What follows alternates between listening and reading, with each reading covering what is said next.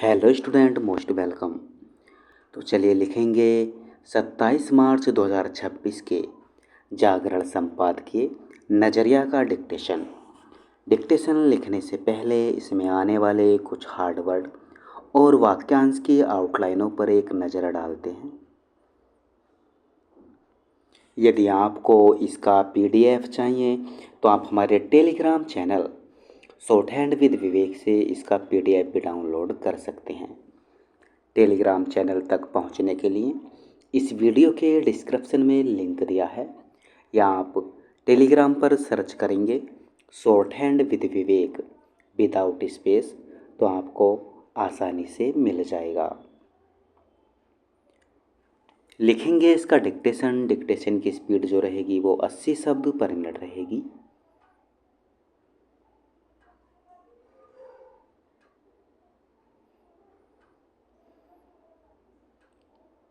तो चलिए dictation start करते हैं 5 सेकंड बाद।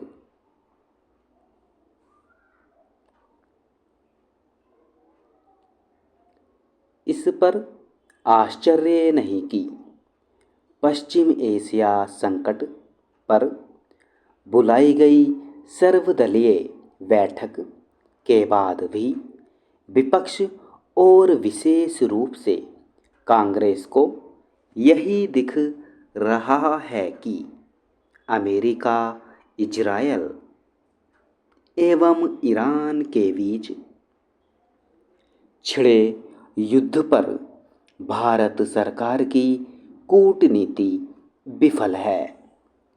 इस युद्ध के पहले दिन से ही कांग्रेस भारत सरकार को कोस रही है। वह ऐसा दिखा रही है जैसे इस युद्ध में भारत की कोई भूमिका है अथवा उसकी कोई प्रत्यक्ष या परोक्ष भागीदारी है। सब जानते हैं कि भारत का इस युद्ध से कोई लेना देना नहीं, पर कांग्रेस नेता इसे समझने को तैयार नहीं।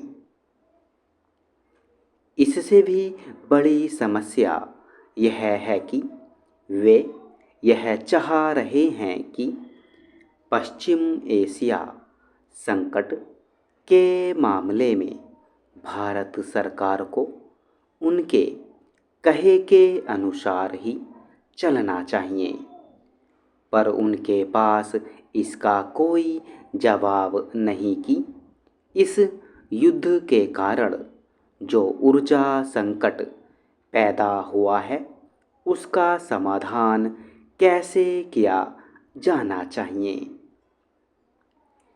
इससे इनकार नहीं कि विश्वव्यापी ऊर्जा संकट का असर देश पर भी पड़ रहा है और कहीं कहीं गैस की किल्लत भी देखने को मिल रही है, लेकिन भारत के मुकाबले कई देशों की स्थिति कहीं अधिक गंभीर है।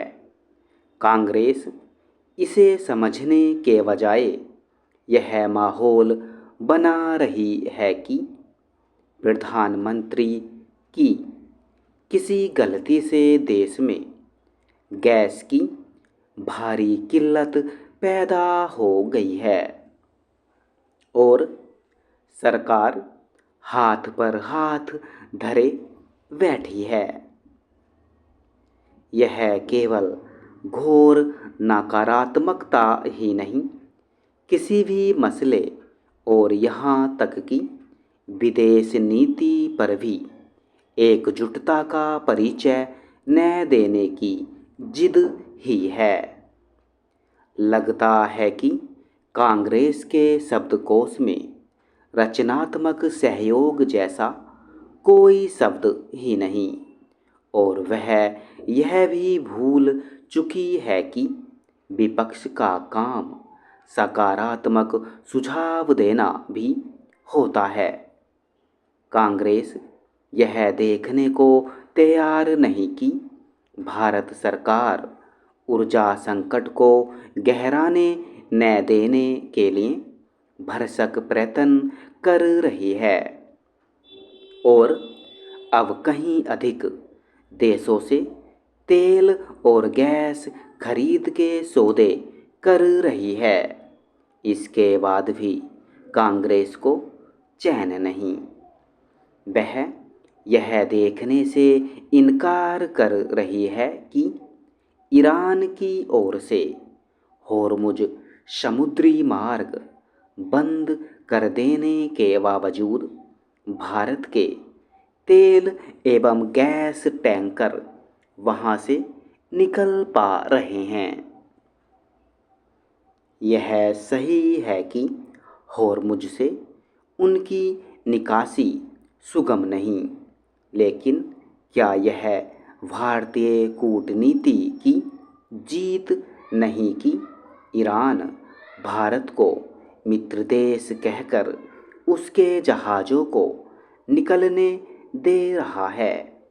कांग्रेस को यह भी बुरा लग गया कि अमेरिका और ईरान के बीच पाकिस्तान की कथित मध्यस्थता को लेकर विदेश मंत्री जयशंकर ने यह कह दिया कि भारत पाकिस्तान की तरह दलाल देश नहीं।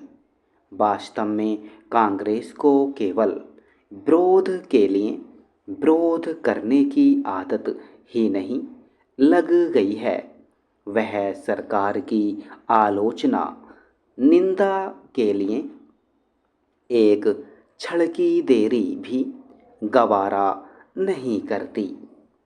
उसके प्रवक्ता ने यह जाने समझे बिना पाकिस्तान को फायदे में बता दिया कि वह मध्यस्थता करने के बजाय संदेशों का आदान प्रदान कर रहा है।